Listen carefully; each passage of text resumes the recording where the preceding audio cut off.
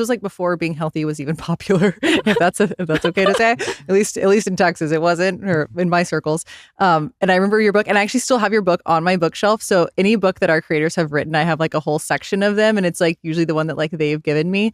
And I remember being so impressed with you because I was like, this girl is in her own lane. She cares about things that people aren't necessarily like thinking about yet. Clearly, there was an audience for it, but and you were doing things so differently, and you just had such enthusiasm. I actually wrote this on the card of the little gift that I brought you today. I was like, do you remember that time? So it's funny that we both kind of thought back to that story. I remember I asked you your wellness tips, and you were like, this is, again, before health. And you're like, honestly, Lauren, I love Diet Coke.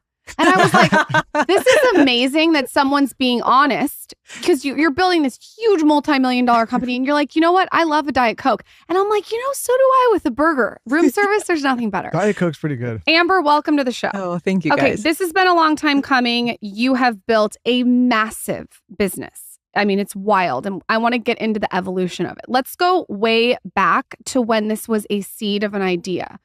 Talk to me about where you were, what your house looked like, what your life looked like, what your everyday looked like when this was no LTK. Yes.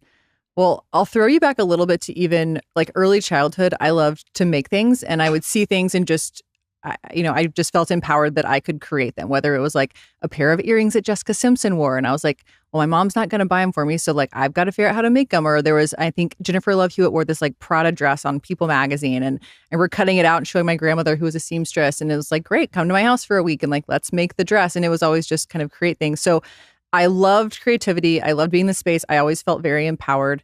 And let's see. I mean, before that, I did so many things in the industry. I always knew I wanted to be in fashion. I didn't know really where I'd land. I thought first that I was going to be the next Rachel Zoe. So I wrote a business plan for my parents, and I sat them down at the kitchen table. I was like, look, there's this woman. I'm going to be the new version of her. And so here's like how I'm going to back into this. But the next step for me is I need to go to LA, and I've got to start like building my contacts. And so my dad was like, will you take your brother too?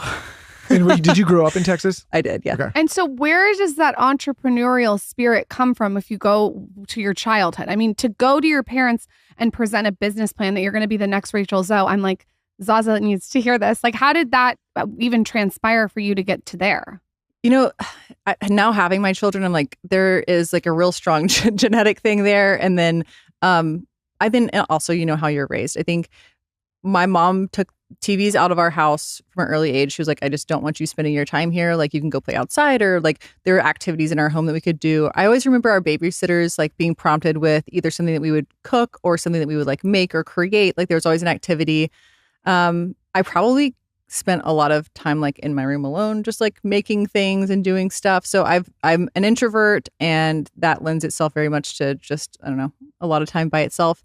My dad also, once I got older, encouraged us to be entrepreneurs. His take on it was that he was able to like, come pick us up from school and have lunch, or go to our games and be involved because of his, choosing to build his own business. And so that was a lens that I always kind of thought through. And I think, I guess jumping ahead a little bit, I knew what I wanted, whether it was the Jessica Simpson earrings or the dress or the purse that I needed to go buy or whatever. And I would just always like figure out a way to do it. Like I never felt like there was a total roadblock. My parents were encouraging, but they also were hands off in a lot of ways as well. Like they sort of let me run, and then it was like, so what did you do? Or I think about even applying to college and being like, oh, I got into this school. And they're like, is that where you want to go? And I was like, yep. And we never talked about it again. It was just kind of a little bit like that. But I can see very similar traits in at least like one of my children right now. And so I'm like, those are things that are maybe sort of built in. I love all of those tips. I'm taking a couple of those tips.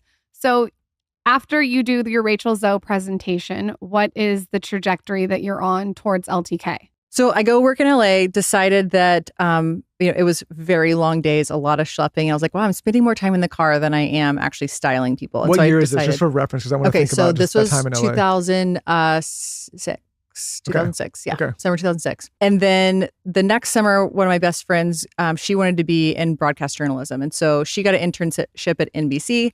And she was like, you want to move to New York with me? And we'll like figure out somewhere to stay and you can get an internship there. And so I ended up getting an internship with Cocoon, who at the time was kind of one of Anna Wintour's favorites. And it was like a team of 12 maybe. And so everything you did there was meaningful. So I think I started out working in like the wholesale team and probably like data entry, and ended up being the fit model by the end of it.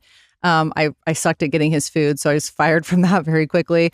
And I learned a lot about like the wholesale side of the business. All through college, I worked in retail, and it was a mom and pop shop, and I was the only consistent employee.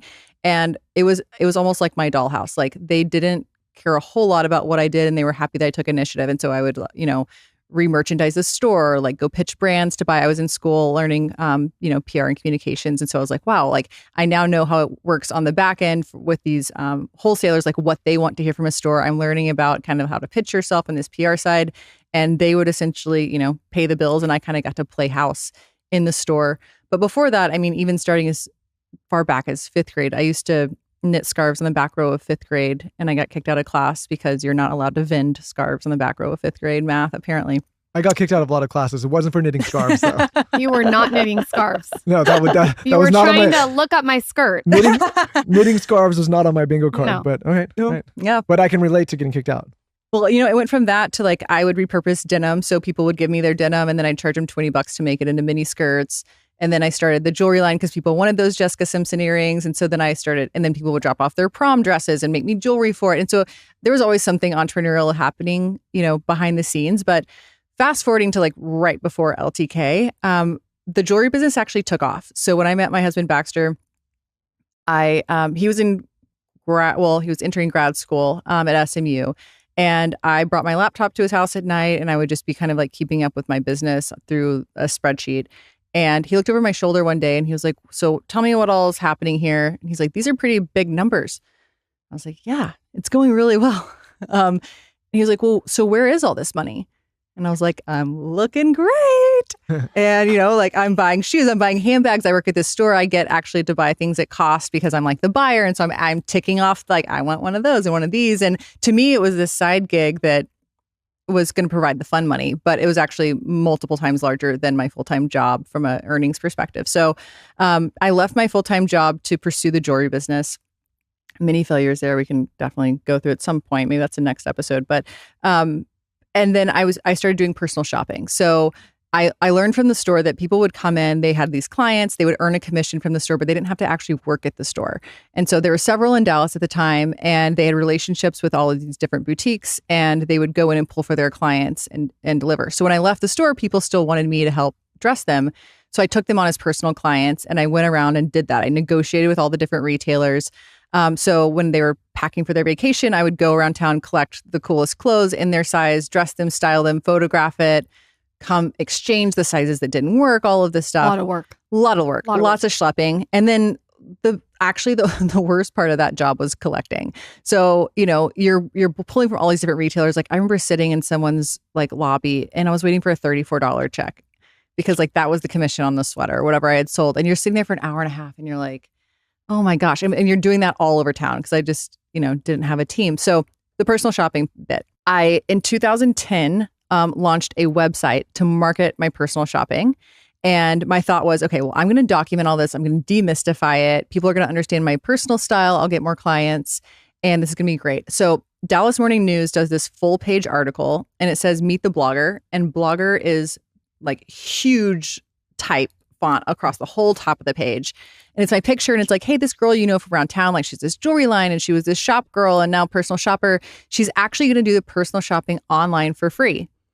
And I knew the editor because I would always feed them anytime we had cool stuff come at the store. I'd call.